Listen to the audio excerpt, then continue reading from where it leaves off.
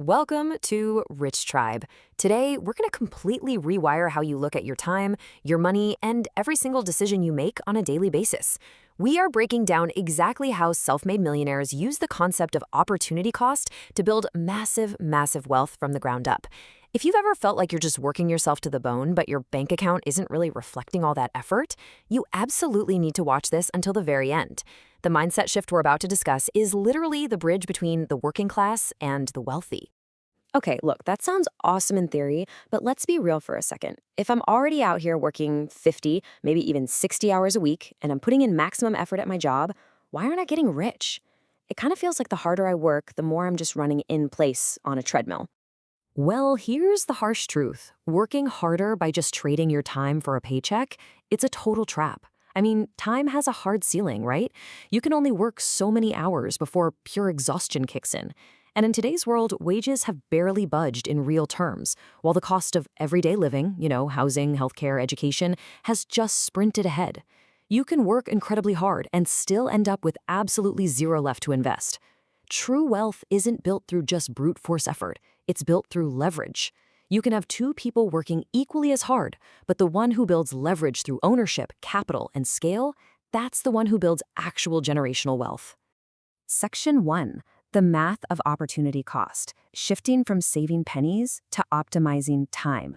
All right, so let's dive right into this. To build that leverage we just talked about, you have to master this specific math. Benjamin Franklin actually figured this out when he was just a kid. There's this famous story where he vastly overpaid for a little toy whistle. He basically traded all the money he had for a fleeting moment of fun, only to realize he'd completely sacrificed the opportunity to buy much better, longer-lasting things.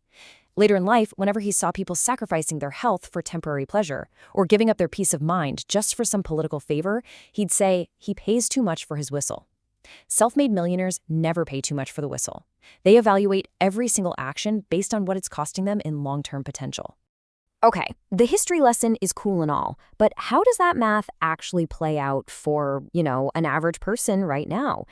If I don't have some massive business empire yet, how am I supposed to apply this whole opportunity cost thing to my everyday life?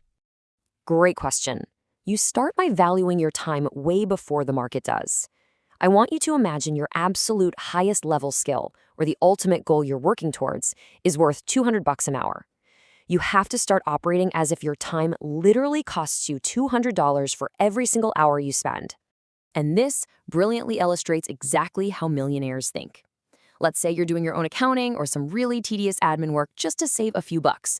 You probably think it's free because, hey, you aren't paying someone else to do it, right?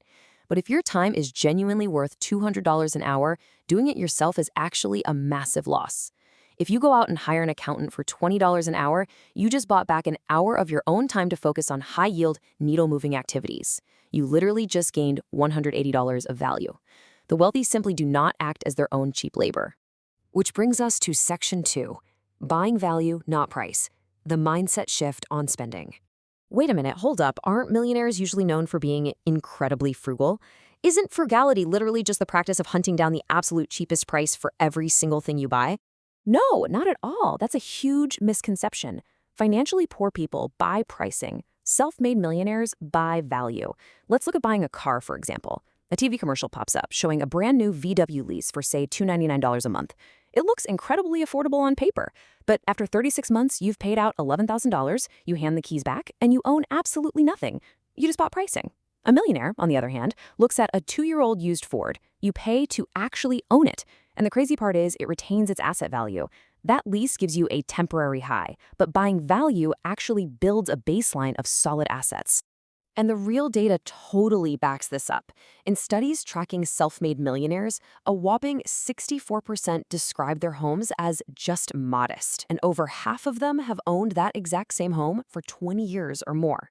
They overwhelmingly buy used cars. Nearly all of them spend less than $6,000 a year on vacations, and 84% actively avoid gambling. They are ruthlessly avoiding lifestyle creep so they can take all that extra capital and buy more leverage. All right. Section 3, leverage and compounding wealth, scaling the strategy. Let's move to how this all builds into truly exponential wealth. Once you really grasp opportunity cost and value, you have to start scaling the strategy. Wealthy people know for a fact that success is messy. You don't get rich by hiding from problems, you get rich by expanding your own capacity to handle them. Think of it like a scale from 1 to 10. If you're a level 2 person in your mindset and your skills, a level 5 problem is going to seem completely insurmountable. But if you relentlessly work on yourself and level up to a level 10 person, that exact same level 5 problem is just a tiny little bump in the road. You scale your wealth by scaling yourself. And you scale yourself by creating massive leverage. This means duplicating your abilities, training other people, building reliable systems, and utilizing cheat codes like geo-arbitrage. That's where you earn a strong currency like US dollars while living in a much lower cost area to just turbocharge your savings rate. And above all else, it means allowing compounding returns to do their thing. Reinvesting your profits so your money works way harder than you do is exactly how you drastically cut down the time it takes to reach full financial independence. Wait, I'm looking at this. This says the average self-made millionaire has been bankrupt 3.2 times. That is insane. Are you seriously telling me the people who supposedly mastered money have lost it all multiple times? Exactly. Because they are playing the game to win, they aren't just playing not to lose. Taking calculated risks and experiencing failures, that's literally a mandatory cost of entry for compounding success. Thomas J. Watson, the founder of IBM, honestly said it best. If you want to be successful faster, you must double your rate of failure.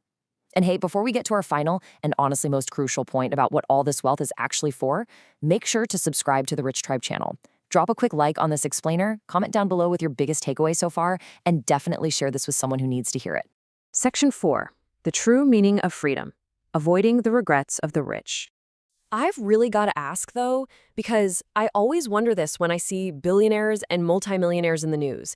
If you have all this money and you're so smart, why on earth do you still work? Isn't the whole entire point of getting rich to just sit on a beach somewhere and do absolutely nothing? Okay, so let's talk about the final trap. The assumption that wealth equals doing absolutely nothing is basically the average man's fantasy. The reality, the pure pro-leisure lifestyle is highly overrated. When you finally reach that point where you're drawing down your assets just to pay for a static, kind of boring life, it actually creates a really impoverished mentality.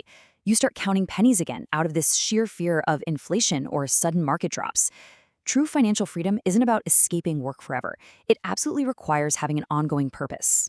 Because accumulating a massive pile of money without understanding its deeper purpose is a psychological nightmare. If you only chase the dollar amount, you are guaranteed to hit the wall of regret. Some of the most common regrets of the ultra-wealthy are feelings of profound emptiness because they sacrifice deep, meaningful relationships for the hustle. They regret these joyless journeys where they only focused on the end goal rather than who they were actually becoming along the way. And they deeply regret sacrificing their physical health for financial success. Money is just a tool. It's not the destination. So the crucial takeaway here is this. Becoming a highly capable level 10 person is your real wealth. Going back to Ben Franklin, he didn't retire at 42 just to do nothing. He retired early so he had the time and the total freedom to invent, study, and actually benefit mankind. The money just bought him the leverage to fulfill his actual life's purpose.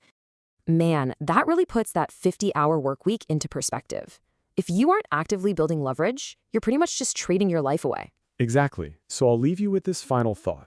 Will you spend the rest of your life paying way too much for the whistle, exhausting yourself for fleeting, temporary comforts? Or will you start valuing your time, taking calculated risks, and building your leverage today?